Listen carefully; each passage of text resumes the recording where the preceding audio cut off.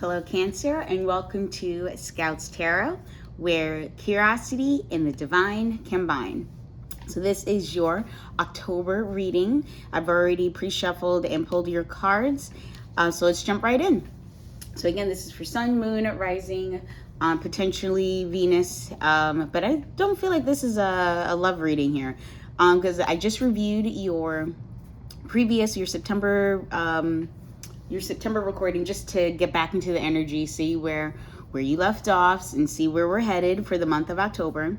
And to me, it feels like it's more like professional wise, right? Like career, job, stuff like that, your own personal business, all that jazz. So the first card coming out of September, which was all about being in, like September was like being in a stuck position with regards to like a conversation you needed to have, a project that you needed to complete, and you were just like in that gray area of trying to figure out, okay, now what?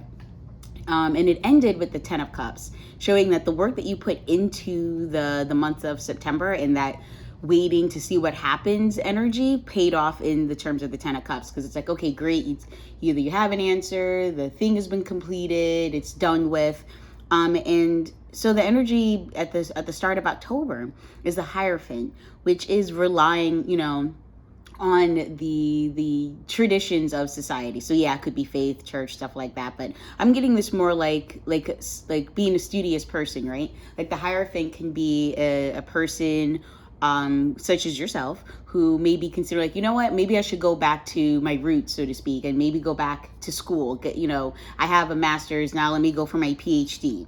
Or maybe I need to reconnect with, my professor and, from school and say, well, maybe they got a project they're working on and I can join up or see what opportunities they may have, like just stuff like that. So I'm feeling this going back to that traditional approach to either your business, your career, education, stuff like that. And then we have the 9 of Wands energy. And the wands represent, passion, fire, inspiration, the stuff that drives you, manifestation, like taking something and turning it into something else. And I'm picking up here for, throughout the month of October, Cancers, that this energy is like, okay, we're almost there. We're almost done. This person's like beaten and battered, and, it's been a tough ride. So I think that as you try to harness this energy of the Hierophant, I'm like, okay, revisiting, like, well, what is it that where do I find, foundational, strength? Is it in education? Maybe, I want to pursue a different career now and I have to go back to school, but now you got to do that work. So I think throughout the month of October, it is, getting your wands in order. And yes, it may take some work and it's like, oh, did I already do this? But you can see this person is standing up though, right? They're leaning on that ninth wand. They're like, okay, where does that one go? So it's like getting your ducks in a row. So if you want to go back to school, or if you want to change, jobs or something like that, you got to put in that work to make sure you can get there. And that brings us to the Moon energy, which is our last card for the last card in terms of the energy that's taking you into November. And so the reading I'm getting, the energy that I'm reading here is that as you're doing this work, take time to, look at some of the details. So if you're looking at like a PhD program, make sure you double check, like make sure it says like starting starting September 2022 and perhaps not February 2022, right? Make sure that you're checking those details so you don't find yourself like, getting ready to jump ship and suddenly that's not water down there, those are rocks, right? You don't want to get caught off guard or miss something in terms of the details, right?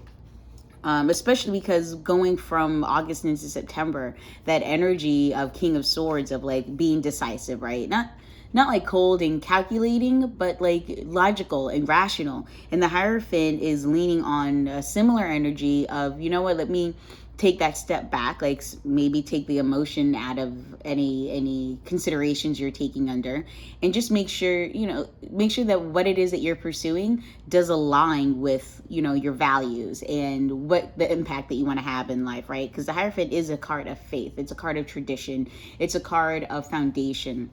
So you do want to make sure that you're reviewing where it is that you find where you find that value, where you feel it, where you have impact.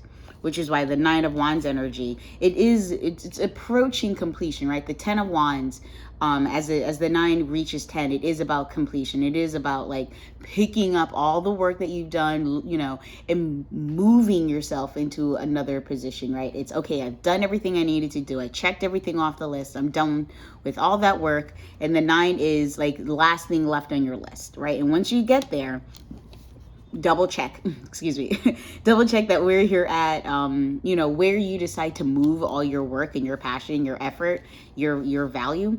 Just double check that, you know, you're not missing anything, because these are two big energies, the Hierophant and the Moon. And you want to make sure that as you're putting in this big energy work, that you're relying on your foundational truths, and then double checking to make sure you're not missing anything in the details. All right, Cancer, so we're going to move on to our first oracle deck, and that is the Oracle of the 7 Energies. We're going to use that to clarify the Hierophant. So I'm in my magic, spiritually aligned. What advice do we have for Cancer, celestial divine? In my magic, spiritually aligned. What advice do we have for dear sweet Cancer? Ooh, celestial divine. Oh, okay. So we have the Rose's Kiss. Ooh, that's beautiful. All right, so that is number 9, aligning with that 9 of Wands energy.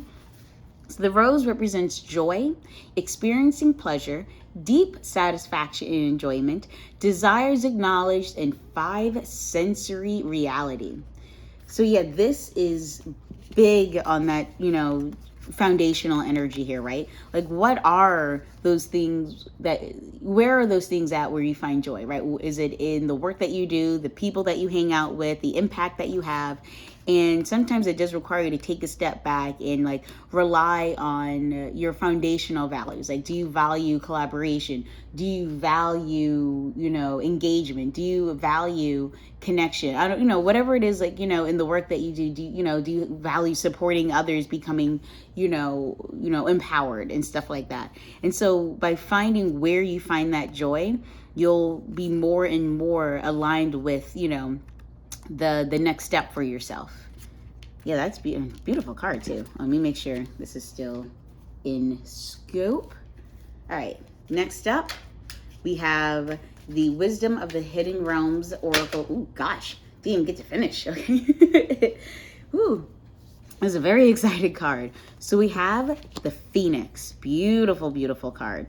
Okay, so the Phoenix card represents, you know, resurrection, perseverance, and more importantly, a surrender to change, right? Because when you try to do something different, pick up, you know, reapproach, you know, your life from a different angle, that sometimes it feels like you got to let go of something in order to pick up something else. In order to move on, you got to drop that what holds you back. So I'm picking up with the Phoenix card is that, yes, this work throughout October, Cancer, is going to be some effort. It's going to be, you know, like work to go through and be like, okay, so what is it exactly that I want to do with my life? And as you're finding out what that is, that will, you know, require you to really look over like, okay, so will this require me to move? Will this require me to do that? And that may be an aspect of like, you know, letting go of a part of yourself that maybe you thought you were. And now it's like, you know what? In order for me to embody my best self, I have to surrender to this change. And this change, it may be bigger than you expect, right? Which can be scary fully, and that's understandable. But there are times where when it feels like everything's over and it's collapsing beneath you, that in reality, you are about to rise from those ashes. And sometimes you just gotta let go and let God in some cases, right? All right, so we'll leave that. Okay, 9. And now we will move to the Super Attractor cards to give us some advice for the Moon card, which is in your final position. Your energies going from October into November. So I'm in my magic, spiritually aligned. What advice do we have for Cancer moving into November, celestial divine? Can we get one card, please? Solo uno, por favor. One card for dear sweet Cancer. Where are we at? Because this is big stuff. Trying to reform and change and reassess your life and try to figure out, okay, so what exactly is it specifically that you're hoping to get here, right? Or where are you trying to go? Like, you did the work in September, right? You dropped the bomb, you made a pretty important decision, you had a critical conversation, you let something go, and waiting to see if it might come back to you or if that's the way it was supposed to be. And now that you have that answer, now that you know, like, you got the answer, right? Like, you were like, okay, this is it. I guess I'm leaving, or I guess I'm staying. I guess I'm gonna take on this new thing. Whatever it is that changed, Cancer, you're now having to reassess your life situation here, or your relationship, if this resonates in terms of love for you. But yeah, I think a lot of times when we find ourselves in this sort of position, it's like, oh crap. And we start, rethinking over. Ooh, hey, all right, everybody. None of that was helpful. Okay, let's see what we got here. Oh, so we'll get the first card that toppled through, and that was, or is, to begin the practice of, I gotta read this. To begin the practice of allowing, I must get out of the way and let spirit give me direction. Indeed.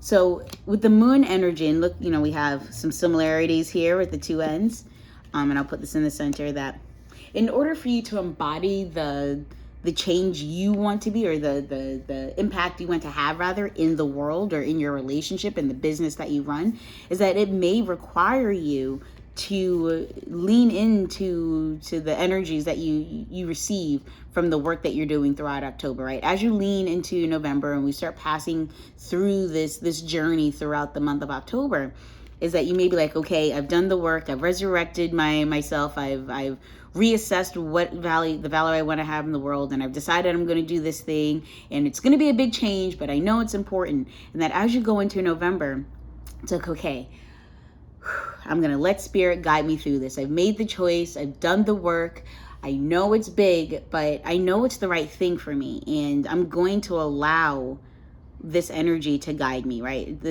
The less in the way you are, the easier it is for things to come to you.